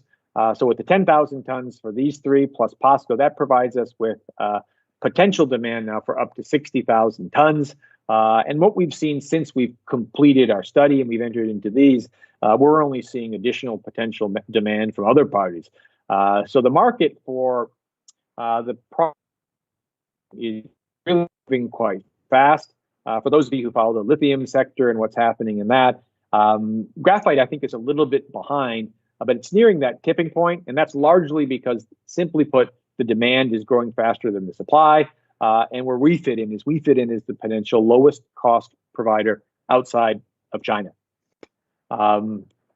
We've gotten a significant amount of Australian government support. That includes being named as the only graphite project on the Australia Critical Minerals Roadmap. Our Prime Minister earlier this week announced a critical mineral debt fund of $2 billion Australian to subsidize critical mineral projects doing downstream work in Australia. We think that fits in very well for us. That's administered by a government group called Export Finance Australia. We're in discussions with Export Finance Australia. They've previously given us in-principle support for our project, subject to meeting additional conditions. So we think there's ample opportunity to work with these governmental organizations at potentially providing debt or equity financing. And I guess another important thing to mention is we were recently given major project status. And again, this highlights the potential significance of graphite, not only as a mineral that's involved in the clean energy space, but it's a critical mineral. It's a critical mineral because of its strategic importance.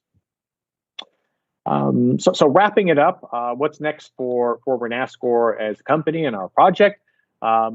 We think we're going to be fairly active on the news flow over the next few months leading into our final investment decision. And we see ample opportunity to grow and reach some of the earlier highs we had earlier this year, if not exceed them. The first reason is because of graphite itself. Graphite as a commodity is, I think, getting increasing investor interest. And that's largely because, again, it's the supply and demand. There simply just isn't enough of it. Now, other than what the market does, ourselves, we'll be looking at continuing to de-risk our project by, first off, transitioning those offtake agreements from non-binding into binding, and then we have the potential to bring additional offtake partners on as well. And then we'll be de-risking our project through our final regulatory process. And again, one of the drawbacks in being in a country like Australia is it's a very long process, but we're nearing the end on that, and we expect to get our final regulatory approvals at the beginning of next year. We just lodged our second stage approval for our mining operation. And again, we think that represents a real roadmap with the demand for this product growing so greatly. There's a potential bottleneck. We've seen it in some other minerals. We've seen it with semiconductors. It takes a long time to get a mining approval, especially in a Western jurisdiction that can produce an ethically sourced, leading ESG product like we can produce, it doesn't take very long to build an anode factory or a gigafactory, but to build a mine, it does. Once we get our final approvals, we think that'll be a major de-risking event. We also have the potential to increase some of those economics we showed you before. Already, we were looking at nearly $500 million US. Because of the increasing demand, that's going to translate into the potential to increase that number even further. And then as we push through that towards next year, we'll be looking to do some of the technical due diligence, and that'll put us into a final investment decision. And again, we see a major opportunity for value lift along the way. So I'll stop here. Thanks very much for listening. And Carlo, if there are any questions, I'd be delighted to take them. Well, thank you. Yes, I'll have one question here regarding the off-take customers. As I understand it, it is a mutual agreement that they will take what you deliver and you have to deliver what they take, or how should we understand that? Right. So right now we have non-binding agreements and we need to convert them into binding, but that's the intention. So we've nominated quantities and we're negotiating price terms right now. But it would be a take or pay contract. I think that's the custom in the industry. And that's absolutely critical for us because, again, I think I mentioned before, one of the difficulties for projects in maybe strange minerals that don't trade on a recognized exchange is in order to raise the kind of financing you need. We said $142 million. You need to demonstrate that you have good offtake partners who are going to take your product, who have good balance sheets. And so that's an absolute must. And so having groups like POSCO take or paying significant quantities is what's going to allow us to finance this project. But they would need you as much as you would need them. Well, I think so. Yeah. Especially if the battery minerals is in an interesting space because companies in South Korea and Japan, for instance, are dependent on China for their market. They're also dependent on them for their raw materials. So you have this strange situation where they're dependent on potentially their chief competitors for the key raw materials. And with demand growing so strong, security of supply is becoming increasingly important. So I think, put simply, yes, I think they need us as much as we need them. Mm. Excellent. And conscious of time, I would just point everyone who has further questions to your webpage and to yourself. But my final question would then be, given the fact that you have the Australian Critical Mineral Strategy and you refer to the Prime Minister and so on and so forth, are you for sale, and are you for sale to anyone, or does it has to be an Australian entity? Is the company for sale? Yes. Oh, look, I think, I'm a shareholder just like any other shareholder, and we trade on the secondary market. I think that most of the shareholders would think there's a major untapped value here. So it would be very difficult to pry it away. And that's largely because of where it's moving in the space. So I think if people want to try, they're welcome to. This is going to shock you, Carlo, but I think we're grossly undervalued at the market, and I think a lot of our shareholders think that as well.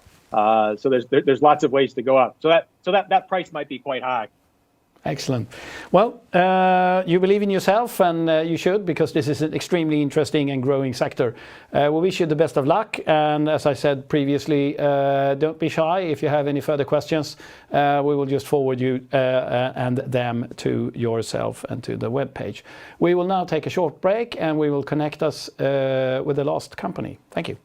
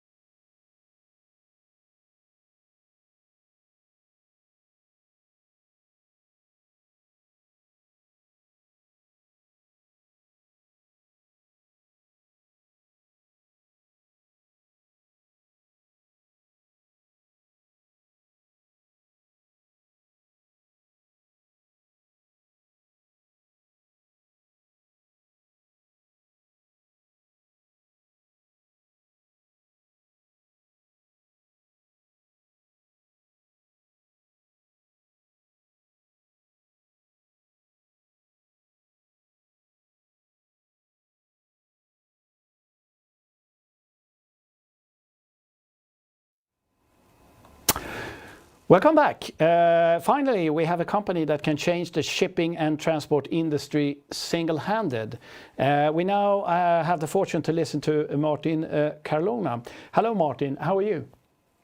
Good, Jakob. Very well. Excellent. So, Martin, you are the CEO of a global energy venture, an energy transition company with a mission to deliver the first bulk marine carrier of hydrogen at a scale. Please take us through the presentation and your thinking. It's all yours. Great, thank you. So first of all, thanks everyone for joining. I'm joining from down here in Sydney, Australia. We're an Australian listed company, Global Energy Ventures, or GEV is our ticker. Yeah, so as described, we are a shipping solutions company in particular for the energy transition. We're going to focus predominantly on hydrogen today, but our background has come from natural gas. We're focused on the application or the technology, they refer to it as compression. So we're going to hear a lot about the simplicity and efficiency of our solution and how we're going to make that into a delivered low cost for hydrogen. Next slide. Just a quick notice of our disclaimer here. Yes, some forward-looking statements may be provided. Please take this as not investment advice, and you can read that at a later point. Next slide. So as mentioned, we're an energy transition company, and we're focused on enabling what should be the next $1 trillion market, and that is hydrogen. So we do that through our compressed shipping solution, and we wrap that around our full end-to-end supply chain, which we're going to go through today. So as outlined in the introduction, we want to be the leader of storage and transport solutions for green hydrogen. We think we have an advantage in that we are an IP commercialization company with a great concept which we're taking through to a construction-ready decision. And we are already in the process of commercializing that, and we're going to talk about some of those opportunities. So as mentioned, we're a listed company here in Australia. Our head office is in Perth. Deeply experienced management team, and we'll move forward to the next slide. So a quick overview of our corporate snapshot, market cap of around $34 to $40 million, depending on which day. We have a sufficient cash balance for our current program. Our board and management team, we run a fairly lean team, but deep in experience and extensive application to what we're trying to achieve. So whether that's the development of LNG projects, shipping solutions, logistics, naval architecture, marine, capital markets, corporate and finance. As an organisation team, we own about 13% of the company, so we have significant material skin in the game. So we are putting our investment behind the company. The register is made up of about 30% institutional and high net worth, all down here in Australia and New Zealand, and we have about 57% retail. Next slide.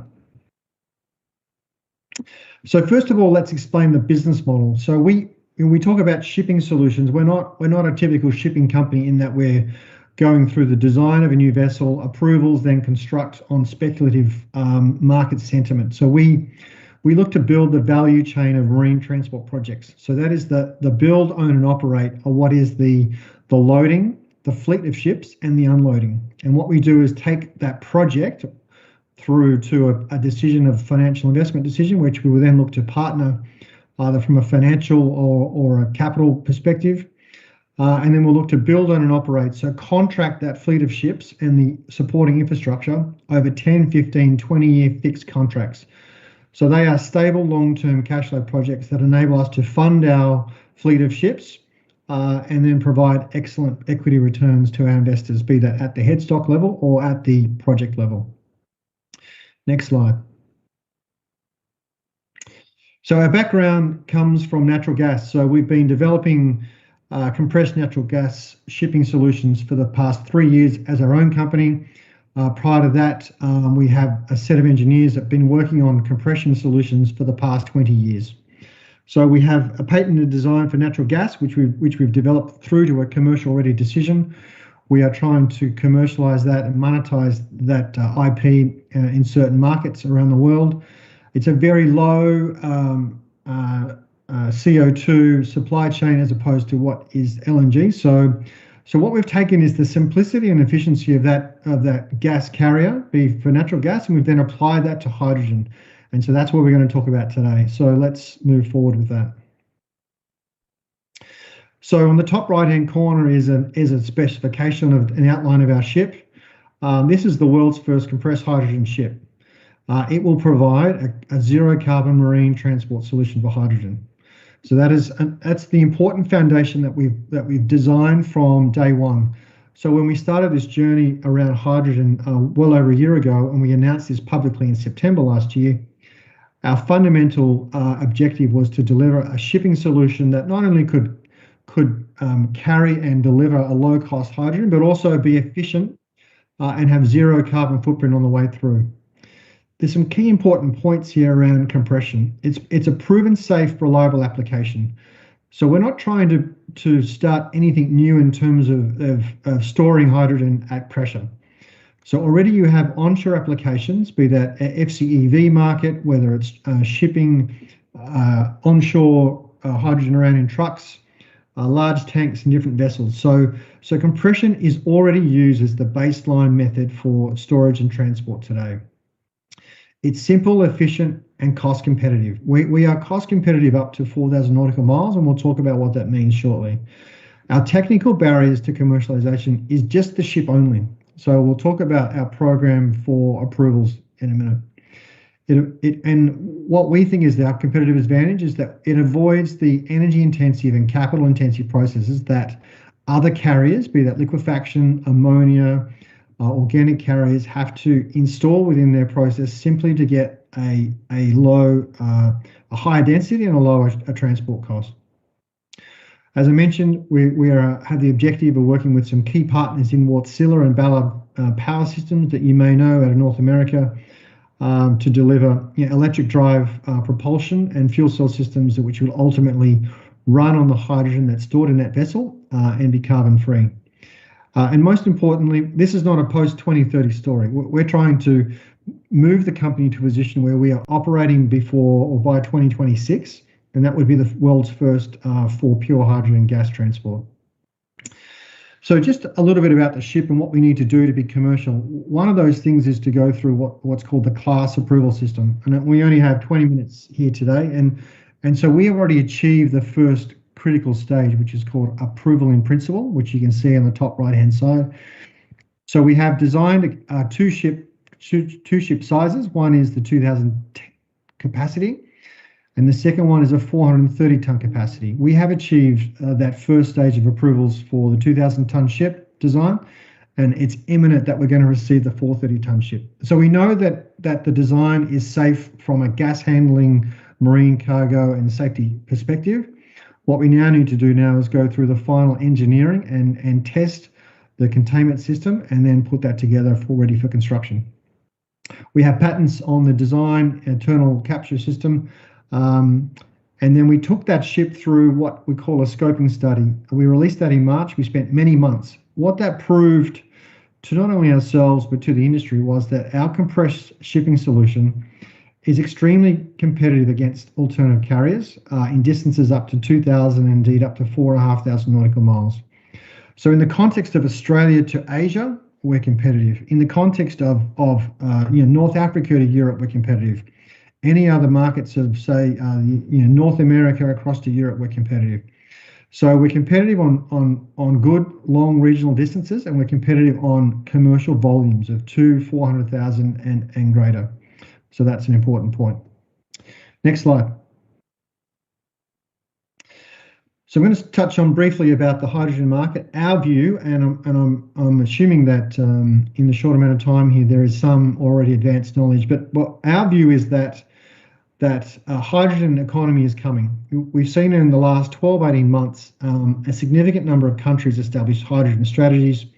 That's translated into $70 billion of public funding committed to advance all different phases or stages of the supply chain.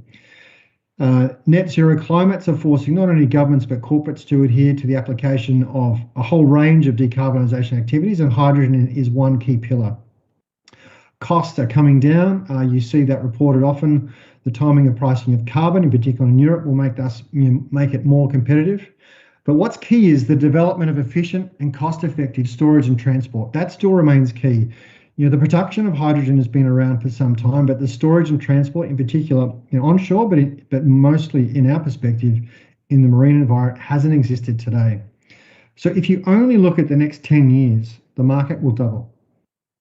And there are no hydrogen ships available today. There are ammonia ships, but ammonia is not hydrogen, and we can talk about that in a separate conversation.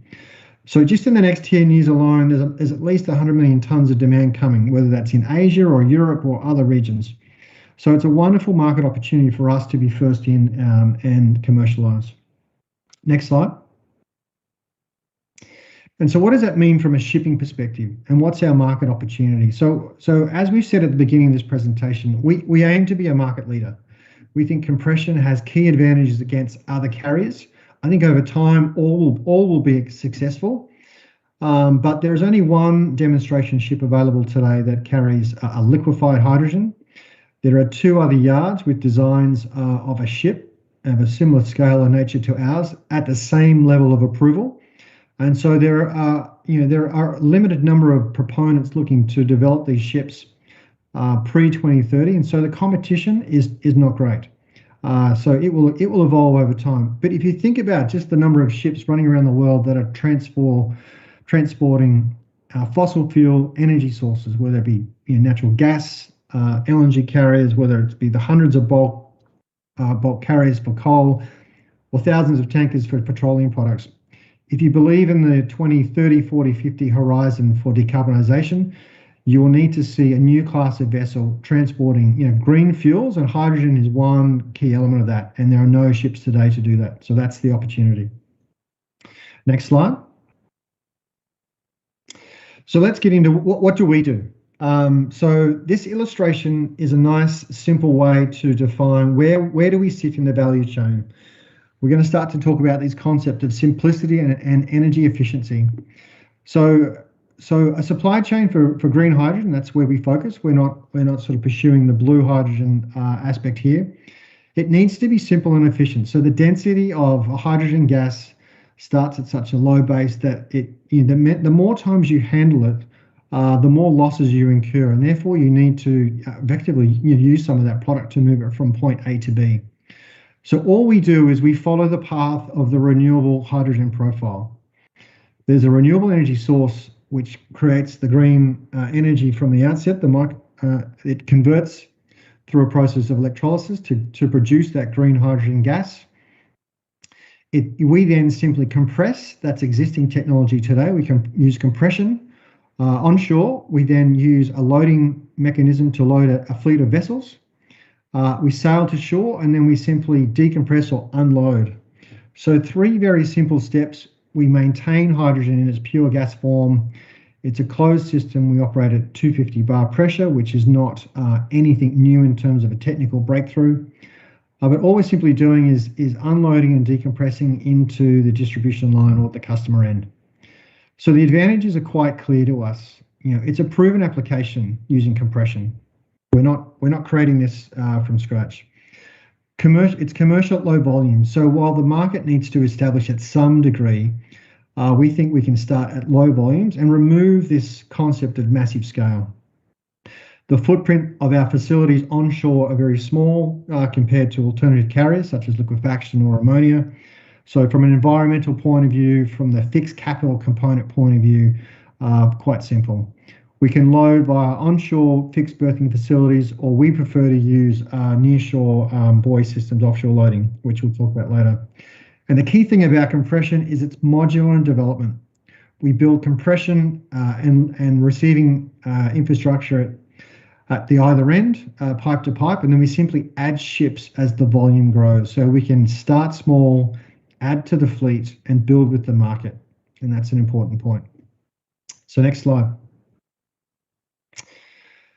Just quickly, I'll mention that the European Commission Research Centre, as some of you may know of, they recently did a similar exercise to our scoping study. And what they found, they were in a very extensive detailed case study where they were looking to move 1 million tonnes of hydrogen to a single industrial customer located in Europe. And they were moving that volume over 2,500 kilometres. After pipelines onshore, they looked at the marine solutions. And so they found that compression seemed to have the lowest delivered cost, and it was then liquefaction and ammonia. So there are extensive studies being put to work out there with it. So it's not just GEV pushing compression. There are other formats. Next slide. So what are some of the opportunities? So we're going to talk shortly about Australia to Asia, and that's onshore to onshore. But the significant opportunity that we have identified, and we've started to talk to groups in Europe about, is an alignment with offshore wind renewable generation. So the scenario is quite simple. There is a massive amount of install base coming across Europe and indeed other parts of Asia. It generates significantly more renewable power on a per capital basis or your capital intensity. You can then either connect to grid via subsea cables. You could connect via subsea pipelines. But in the instance where you are too far from shore, there are groups now looking at producing hydrogen in an offshore platform, and then they're looking for simple solutions to get that hydrogen to shore. So compression is the ideal solution. We are starting to advance in commercial discussions with proponents of these offshore projects. We have 2 groups in the data room right now, and we're hoping to advance at least one of those this calendar year, but I think we will get at least 2. So this looks to be another massive market opportunity, and I think very relevant to European investors to be able to grasp and get hold of. Next slide. So what are we doing from a business development perspective? So we've got our ship specification proven from a safety point of view. We're advancing final design and approvals. We are now already underway in the last 4 or 5 months in trying to select projects or advance compression to be as the selected preferred method of transport. So our focus has been down in Australia, where there's many large gigawatt scale projects being proposed. There will not be a domestic market for that volume, so it has to be transported to Asia. And indeed, they're talking about moving it as far as Europe. So we've announced our first project being the high energy project, which we'll talk about shortly. We are in discussions with other large scale projects, bankable projects, to install our compressed shipping fleet. We have a partnership with ILF in Germany. We're looking at landed markets in Germany and France, and we're looking at supply points, whether that be Portugal, Morocco, the east coast of Canada, and as far away as Egypt. So many opportunities, a global focus, and many areas that we are applicable. So it's not just a one project company. Next slide.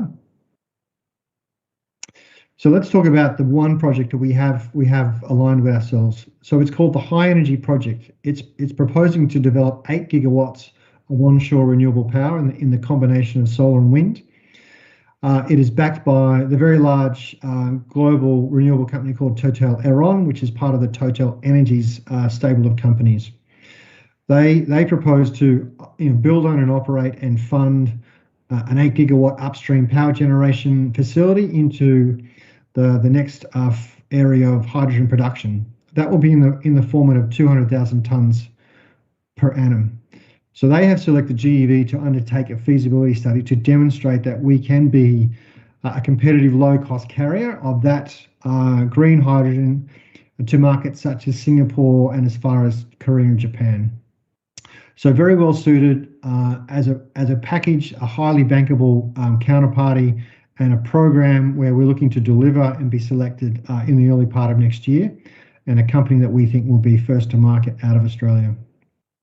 Next slide. This slide depicts what the West Australian coast looks like, where the high energy project will be located. So if you look at that coastline, it's quite barren. There's not a lot of built up activity. Clearly, there is no fixed port infrastructure, but wonderful renewable generation availability. So within a 5 to 10 metre distance from shore, you have deep water access, 12 metres. We can install offshore loading quite simply. The environmental scenarios are quite favourable. The met ocean conditions, be the sea conditions, are quite favourable. So this is the sort of opportunities where we're chasing. So liquefaction just doesn't work in these kind of scenarios. Ammonia can be the solution, but it requires massive scale. So this is again representative of where will be our first project and how we're competitive. Next, and you'll hear more about that project in the coming weeks. So here is a quick example. We're running out of time shortly of how our offshore loading systems work. So quite simply, we use a product by a company called APL NOV, which some of you may know. It's a proven offshore loading system that's used in high pressure environments for other oil and gas operations around the world. It's suitable in operating conditions up to 5 meter swell, and enables us to come in at a low capital cost and a low operating cost and install loading equipment in remote locations and highly suitable to our compression parameters. Next slide. So coming together, where are we in terms of our development timeframe and what milestones can you expect from us? So in the top right-hand corner is a short summary of our engineering and approvals for our vessel. So as mentioned, we launched both the 2,000-ton vessel and a 430-ton pilot. We have received approval in principle for the 2,000-ton design. We are imminently receiving the 430-ton ship. We then take that through to next year full class approvals. We're looking to commence construction on our first fleet in the early part of 23 and be operational by 26. Our view is that would be first to market. So that puts us in a wonderful position. So we have announced our first project and you'll be seeing some results out of that feasibility. We are screening more very large bankable customers in terms of looking at the selection for hydrogen, our compressed hydrogen solution. And we're also doing due diligence on the prospect of producing our own green hydrogen in a location in northern Australia, looking at markets of Asia. So we're not just a shipping company, we do the full value chain from a transport perspective, and we are looking to move upstream to be a producer of hydrogen ourselves, given that we think we have a delivered cost advantage. Next slide. So just to wrap up in terms of highlights. So we're all becoming more acute to the fact that hydrogen is now a top 10 thematic. It's $1 trillion market, which is coming quicker to us than what we believed even just 12 months ago. Our addressable market is very large. Our competition is still quite small. Our scoping study demonstrates that we're competitive, and that's converting into commercial opportunities. So we are advancing those commercial opportunities. The key thing for us is that we have minimal technical barriers. So wherever you're looking to implement new solutions, you want the least amount of risk. We have a well-funded balance sheet for now. We have a very experienced team in value creation, and this becomes a great ESG investment story as it progresses. So that is the summary of our presentation. I'll be happy to take questions. Well, excellent. Thank you, Martin. Your solution seems to be a no-brainer for any shipping logistic company here. So my question really is what will be driving the demand for your solution in the next coming years? If you have to rank them, would it be legislation? Would it be economy, or technology?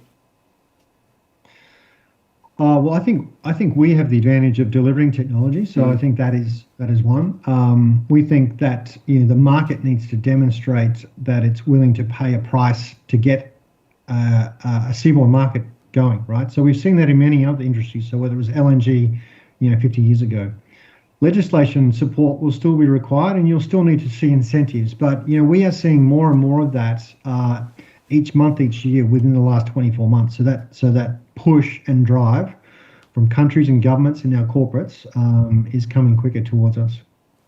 And what attributes are you looking for in a hydrogen export to partner with your shipping solution? Yeah, so I'd say there's probably 3 or 4 key ones. One is their experience. There are a lot of proponents of hydrogen projects around the world today with no experience in producing renewable power. So that is one. The ability to produce hydrogen is something that's evolving, and the technology is quite there. It's quite a commoditized part of the supply chain. 2, are they bankable? Can they raise the capital required to build the upstream renewable power? And 3, do they have an alignment in our view of the simplicity and efficiency? And we're starting to see more of those companies align with us. And as we all know, this is a sector that is I mean, it tremendous focus on. So what about the competition? The competition in hydrogen shipping, for instance? Yes. Okay. So there is an established pathway for marine vessels now for ammonia. So it's interesting, you see two conversations. One is about hydrogen, and then you start to see conversations about ammonia. Ammonia is not hydrogen. So the fundamental process to crack ammonia to turn that back into a high purity gas in the form of hydrogen, it doesn't exist at scale today. Liquefaction, there are 2 or 3 shipyards which have proposed designs. They're at the same approval and development stage as we are. But we haven't seen many large liquefaction projects move towards the sanctioning side. We're seeing more in ammonia and less around liquefaction. So we think we're comfortably placed that, again, we can start small and scale with fleet.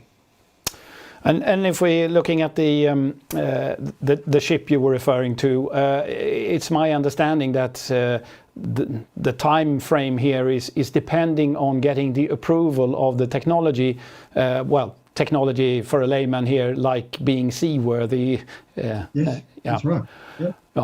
So my follow-up question there would be, obviously that's even if it's taking time, it's a good thing. But when you have those approval, then obviously the lead time for commissioning those ships would be much shorter, I take it.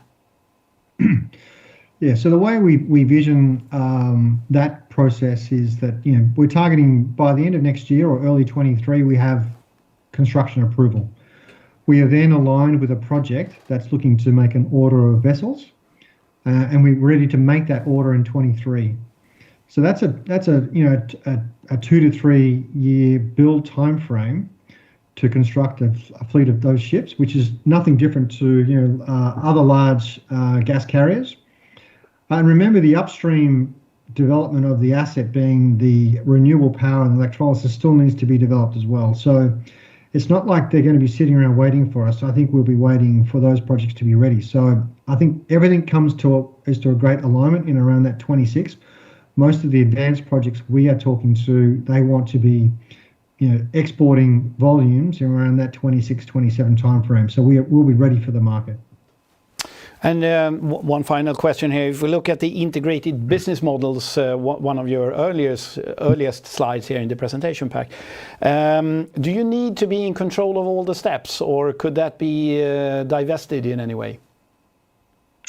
Yeah, we certainly want to control the point to development and construction and finance, because it does integrate with our supply chain.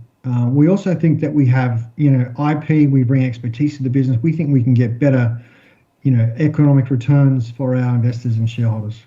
Shipping is typically a single-digit equity return business, and we're looking for low double digits. So I think that is the advantage of why we're looking to control that.